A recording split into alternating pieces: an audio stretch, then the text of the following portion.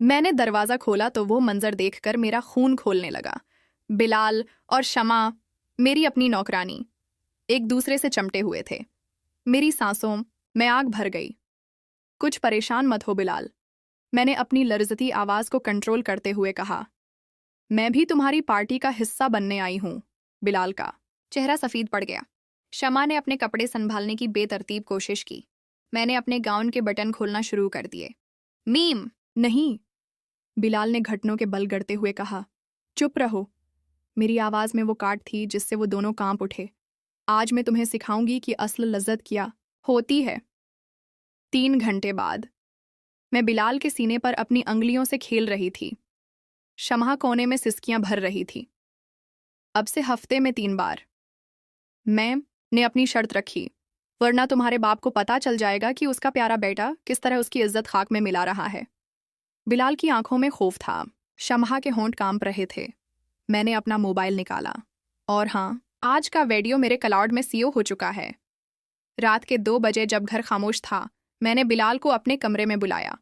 आज मैंने जो टेबलेट खरीदी है, मेरी मुस्कुराहट शैतानी थी, ये तुम्हें 4 घंटे तक जानवर बना देगी। सुबह हुई तो बिलाल का जिस्म नेल पड़ा हुआ था। मेरा फ़ोन बज उठा। मैसेज था, मैडम, मैं आज से नौकरी छोड़ रही हूँ।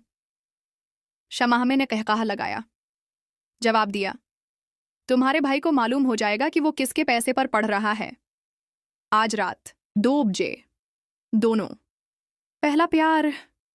और पहली बार मैंने महसूस किया कि ताकत का नशा जिस्मानी लज्जतों से कहीं ज्यादा मीठा होता है।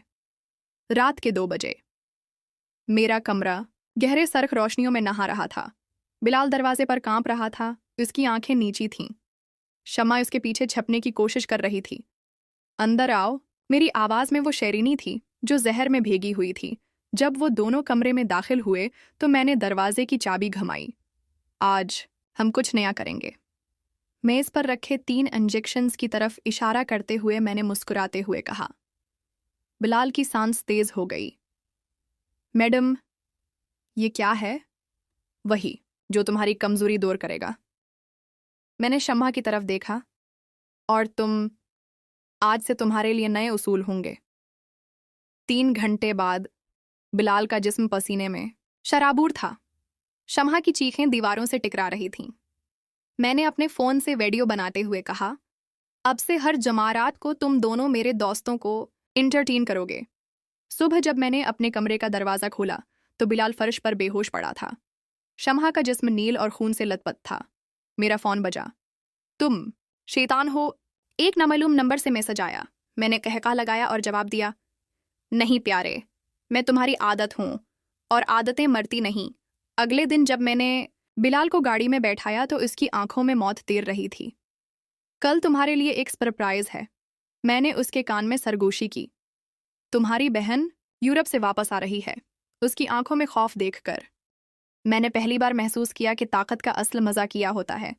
रात के 3 बजे थे। मेरा फ़ोन बज उठा। मैसेज था, मैडम, मैंने जहर खा लिया है। शमाहमे ने गाड़ी का रख मोड़ा। अस्पताल पहुंची तो डॉक्टर ने सिर्फ सिर हिलाया। शमा के चेहरे पर सुकून था, वो सुकून जो हम कभी ना दे सके। बिलाल वहीं कोने में खड़ा था। उसकी आंखों में मैंने पहली बार आंसू देखे। तुमने क्या किया? उसके होंठ कांप रहे थे। मैंने अपना फ़ोन उसके हवाले किया।